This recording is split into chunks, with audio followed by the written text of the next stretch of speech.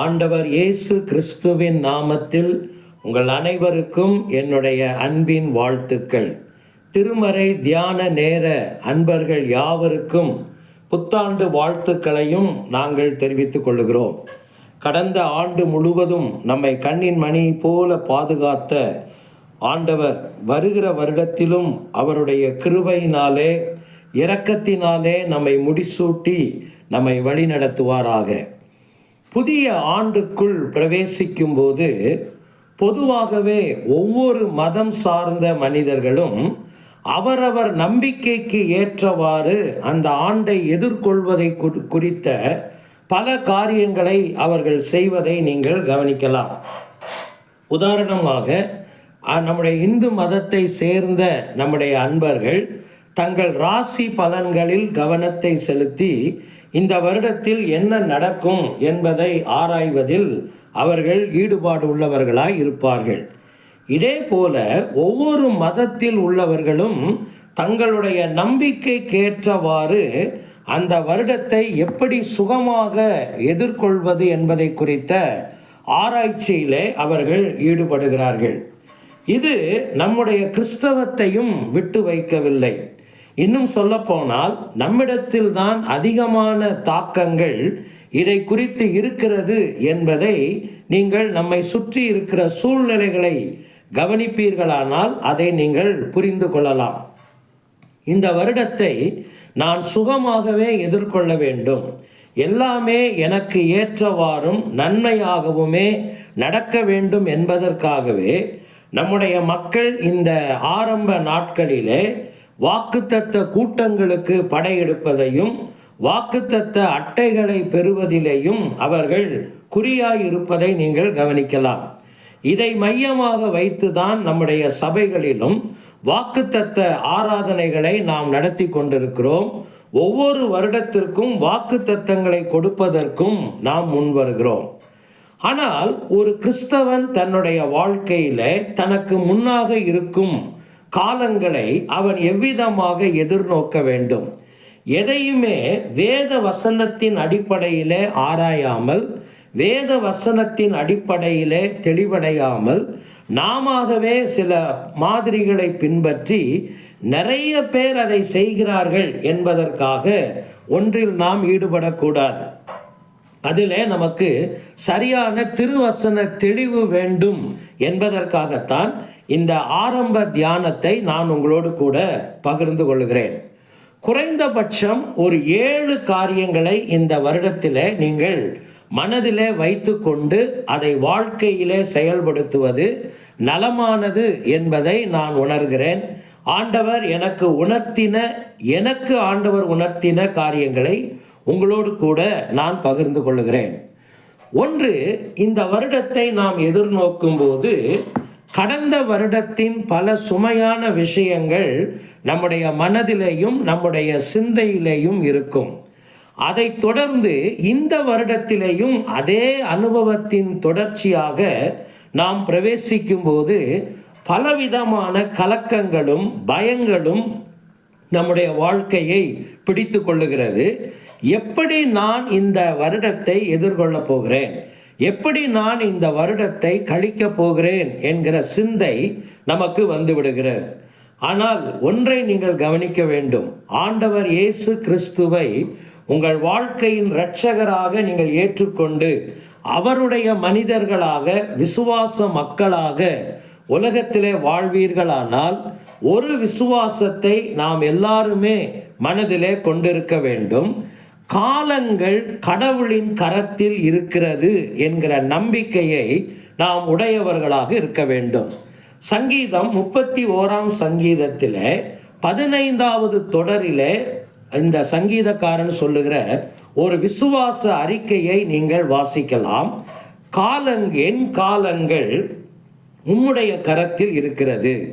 இந்த விசுவாசம் எனக்கு வந்துவிடுமானால், இந்த விசுவாசம் உங்களுக்கு வந்துவிடுமானால் இந்த வருடத்தை குறித்து நாம் கவலைப்பட வேண்டிய அவசியம் கிடையாது.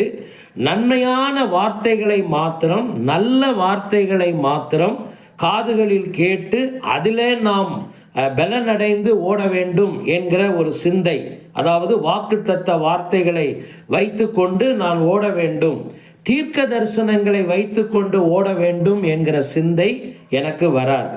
நிறைய பேர் இந்த ஆரம்ப நாட்களில் செய்கிற காரியம் என்ன? யார் என்ன தீர்க்க தரிசனம் சொல்லுகிறார்கள், எனக்கு என்ன தீர்க்க தரிசனம் வருகிறது, எது நல்ல விஷயமாக சொல்லப்படுகிறது, இதை ஆராய்வதிலேயே நம்முடைய நேரம் போய்விடுகிறது. ஆனால் நம்முடைய நிஜ வாழ்க்கை தொடர்ந்து போகும்போது அது அப்படி இல்லை என்று வரும்போது நாம் ஏமாற்றத்தை அடைகிறோம். இறை மக்களே, ஒன்றை ஞாபகத்தில் வைத்துக் கொள்ளுங்கள், நம்முடைய காலங்கள் கடவுளுடைய கரத்தில் இருக்கிறது. என்னுடைய காலங்கள் அவருடைய கரத்தில் இருக்குமானால் அதை அவர் நடத்தி செல்வார், அவர் அதை கண்காணிப்பார், அவர் அதை கட்டுப்படுத்துவார், அதை அவர் செம்மையாக செய்வார் என்கிற விசுவாசம் நம் ஒவ்வொருவருக்கும் வேண்டும். எதை குறித்தும் நீங்கள் கவலைப்படாதிருங்கள். காலத்தினுடைய அடையாளங்கள் எல்லாம் என்னென்ன நடக்க வேண்டுமோ அது நடக்கத்தான் செய்யும். நம்மை சுற்றிலும் நடக்கிற தீமைகளை ஒருபோதும் நீங்கள் தடுத்துவிட முடியாது, அழிவுகளை நீங்கள் தடுத்து நிறுத்த முடியாது. அது ஒரு காலத்தின் அடையாளம் என்பதை உணர்ந்து நீங்கள் கடவுளுடைய கரத்திலே உங்களை ஒப்பு கொடுத்து பயணிக்க முன்வாருங்கள். இரண்டாவதாக, நான் நினைப்பதெல்லாம் அல்லது நான் விருப்பப்படுகிறதை எல்லாம் கடவுள் எனக்கு கொடுத்து விட வேண்டும் என்று நீங்கள் எதிர்பார்க்க கூடாது. ஒருவேளை நான் சொல்லுவது உங்களுக்கு சற்று வேதனையை கொடுக்கலாம். ஏன் நான் என் விருப்பத்தை எதிர்பார்க்க கூடாதா? தாராளமாக நம்முடைய விருப்பத்தை கடவுளிடத்தில் சொல்லுவதிலும் அவர் அதை நிறைவேற்றுவதற்கு நாம் எதிர்பார்ப்பதிலும் தவறொன்றும் இல்லை. ஆனால் இந்த ரெண்டுக்கும் இடையிலே நாம் வேத வசனத்தை கவனிக்க வேண்டும். நான் நினைப்பது, நான் விருப்பப்படுவது எனக்கு கிடைக்க வேண்டும் என்பதை விட கடவுளுக்கு சித்தமானது எதுவோ அது எனக்கு கிடைக்க வேண்டும் என்று நீங்கள் எதிர்பார்ப்பீர்களானால் நீங்கள் முதிர்ச்சியின் வாழ்க்கையிலே வளர்கிறீர்கள் என்று அர்த்தம். இன்னும் சிறுபிள்ளைத்தனமாக எல்லாவற்றையும் நான் அடைந்து விட வேண்டும், நான் விரும்பியதெல்லாம் எனக்கு கிடைத்துவிட வேண்டும் என்கிற எதிர்நோக்குதலை வைத்து கொள்வதையும், அதை ஊக்கப்படுத்துகிற பிரசங்கிமார்களை தேடி செல்வதையும், பிரசங்கங்களை கேட்பதையும் நாம் நிறுத்த வேண்டும். திருமறை என்ன சொல்லுகிறது? மத்தேயு 6ஆம் அதிகாரம் 10வது வசனத்திலே நாம் எல்லாருக்கும் தெரிந்த அந்த ஜெபம், உம்முடைய சித்தம் பரமண்டலத்திலே செய்யப்படுவது போல பூமியிலேயும் செய்யப்படுவதாக. கடவுளுடைய சித்தம், விருப்பம் பரலோகத்திலே 100% முழுமையாய் நிறைவேறுமானால் அப்படியே அது இந்த உலகத்திலேயும் நிறைவேற வேண்டும் என்று ஜெபிக்க வேண்டும் என்று ஆண்டவர் கற்றுக் கொடுத்தார். அது உலகத்தில் அல்ல, முதலாவது எனக்குள் நிறைவேற வேண்டும். 1 யோவான் 5:14 இதைத்தான் நாம் படிக்கிறோம். அவருக்கு சித்தமானதை நாம் கேட்கும்போது அவர் நமக்கு செவி கொடுக்கிறார். எனவே உங்களுடைய விருப்பங்கள் என்பதை ஓரமாக வைத்துவிட்டு கடவுளுடைய சித்தம் எதுவோ அதை அடைவதற்கும் நிறைவேற்றுவதற்கும் முன்வாருங்கள். மூன்றாவது, வாழ்வின் எந்த நெருக்கமான சூழ்நிலைகளிலும் கடவுளை சார்ந்து நிற்க பழகுங்கள். நிஜத்திலே நாம் நிறைய வாழ்த்து செய்திகளை அனுப்பி கொள்ளுகிறோம். இந்த வருடம் தொடங்கிவிட்டது, எல்லாம் நன்மையாக நடக்க வேண்டும், நல்லதாக நடக்க வேண்டும், இதெல்லாம் நாம் வாழ்த்து செய்தியாக அனுப்புகிறோம், பெறுகிறோம். நல்லதுதான், அதில் ஒன்றும் தவறில்லை. ஆனால் நிஜத்திலே அப்படி அமையாது. நமக்கு என்ன நெருக்கங்கள் வரலாம், ஒருவேளை பல பிரச்சனைகளை நாம் சந்திக்கலாம், போராட்டமான சூழ்நிலைகளை நாம் சந்திக்கலாம். கடந்த வருடத்தில் நம்முடைய வாழ்க்கையில் அது நடந்திருக்கலாம், நம்முடைய சமுதாயத்தில் நடந்திருக்கிறது, நம்முடைய தேசத்தில் நடந்திருக்கிறது. பல விதங்களிலே நெருக்கங்களை நாம் சந்திக்கத்தான் செய்தோம். ஒருவேளை இந்த வருடத்திலும் நமக்கு பலவிதமான நெருக்கங்கள் எல்லாவித சூழ்நிலைகளிலிருந்தும் வரலாம். தனிப்பட்ட வாழ்க்கையில் இருக்கலாம், குடும்பங்களில் இருக்கலாம், நம்முடைய சமுதாயத்தின் வழியாய் வரலாம், அரசியல் ரீதியாய் வரலாம், ஒருவேளை இயற்கை பேரிடர்களால் நமக்கு வரலாம். எந்த நிலையில் நீங்கள் நெருக்கங்களை சந்தித்தாலும் ஒன்றை நீங்கள் கற்றுக்கொள்ளுங்கள், கடவுளை சார்ந்து நிற்க பழகிக்கொள்ளுங்கள். தாவீதினுடைய ஜெபம் என்ன தெரியுமா? நான் மரண இருளின் பள்ளத்தாக்கில் நடந்தாலும் பொல்லாப்புக்கு பயப்படேன், தேவரீர் என்னோடு கூட இருக்கிறீர், உமது கோலும் உமது தடியும் என்னை தேற்றும் என்பதுதான். எந்த சூழ்நிலையிலும் நான் நடந்தாலும் ஆண்டவர் என்னோடு இருக்கிறார் என்கிற நிச்சயத்தை நீங்கள் கொண்டிருங்கள். அந்த நெருக்கங்களிலே கடவுளை சார்ந்து நில்லுங்கள். நீங்கள் இதை வேதத்திலே நீங்கள் வாசிக்கலாம். 2 நாளாகமத்தின் புத்தகம் 14ஆம் அதிகாரம் 11வது வசனத்திலே அரசராகிய ஆசா இதைத்தான் செய்தார். ஆண்டவரே, நாங்கள் உம்மை சார்ந்து ஏராளமான இந்த கூட்டத்திற்கு முன்பாக, அதாவது அவர்களுக்கு விரோதமாக படையெடுத்து வந்து நிற்கிற பகைவர்களுக்கு முன்பாக நாங்கள் நிற்கிறோம் என்று அவர் ஜெபிக்கிறதை நீங்கள் கவனிக்கலாம். கடவுளை சார்ந்து நின்றதினாலே ஒரு இக்கட்டான போராட்டமான நிலையிலே அவர் ஜெயம் பெற்றதையும் அந்த அதிகாரத்திலே வாசிக்கலாம். ஏசாயா 26ஆம் அதிகாரம் 13வது வசனத்திலேயும் திருமறை அவரை சார்ந்து கொள்ளவே நம்மை அழைக்கிறது. எந்த உபத்திரவத்திலும் போராட்டத்திலும் நெருக்கத்திலும் கர்த்தரை சார்ந்து நில்லுங்கள், உலகத்தின் முடிவு பரியந்தம் உங்களுடனே கூட இருக்கிறேன் என்று சொன்னவர் நம்முடன் கூட இருக்கிறார். கலங்காதிருங்கள். 4வது, வேத வசனத்தின் தியானத்தை முறைப்படுத்துங்கள். பல கிறிஸ்தவர்கள் வாழ்க்கையில வேதனையான காரியம் என்னவென்றால், அவர்கள் முறையாக வேதத்தை தியானிப்பதில்லை. வேதத்தை படிக்காத, தியானம் பண்ணாத கிறிஸ்தவர்கள் கூட்டம் நம்முடைய தமிழகத்தில் மிகுந்திருக்கிறது என்பது மிக மிக வேதனையான காரியம். அனுதினமும் தொலைக்காட்சி பெட்டிகளிலும் அல்லது பொது ஊடகங்களிலும் வருகிற கிறிஸ்தவ பிரசங்கியார்கள் பேசுகிற வசனங்களைத்தான் இவர்கள் நம்பிக்கொண்டிருக்கிறார்களே தவிர அவர்களாகவே வேதத்தை திறந்து தியானிக்கிற பழக்கம் அவர்களுக்கு இல்லை. இது ஒரு பெரிய சீரழிவை உங்களுடைய தனிப்பட்ட வாழ்க்கையிலும் உண்டாக்கும், குடும்ப வாழ்க்கையிலும் உண்டாக்கும், திருச்சபையிலும் அதை உண்டாக்கும். ஊழியர்கள் தயவு செய்து உங்களுடைய மக்களை அவ்விதமாக ஊக்கப்படுத்தாதீர்கள். வேத வசனத்தின் தியானத்தை நீங்கள் முறைப்படுத்துங்கள். சங்கீதம் 1ஆம் சங்கீதத்தை நாம் நன்றாக அறிந்திருக்கிறோம். கர்த்தருடைய வேதத்திலே பிரியமாயிருந்து இரவும் பகலும் அதில் தியானமாயிருக்கிற மனுஷன் பாக்கியவான். எனவே இந்த வருடத்தில் முறையாக வேத வசனத்தை பாரபட்சம் இல்லாமல் எல்லா பகுதிகளையும் படிக்க முன்வாருங்கள். வேத வசனத்தை ஒருபோதும் ஒரு மாயாஜால சக்தியாக நீங்கள் பயன்படுத்தக்கூடாது. அதை ஒரு மாய சக்தியாக பயன்படுத்தி எதையாகிலும் அடைய வேண்டும் என்றும் நீங்கள் நினைக்கக்கூடாது. அப்படி போதிக்கிற மக்களையும் விட்டு விலகி நில்லுங்கள். 5வது, உங்களுடைய ஜெப நேரத்தை ஒழுக்கத்தில் வையுங்கள். பல கிறிஸ்தவர்களுக்கு தனிப்பட்ட வாழ்க்கையிலே தனி ஜெபம் என்ற ஒன்று இல்லவே இல்லை. சிலர் குடும்பமாக ஜெபிப்பார்கள், சிலர் கூட்டங்களில் போய் ஜெபிப்பார்கள், சபைகளில் போய் ஜெபிப்பார்கள்.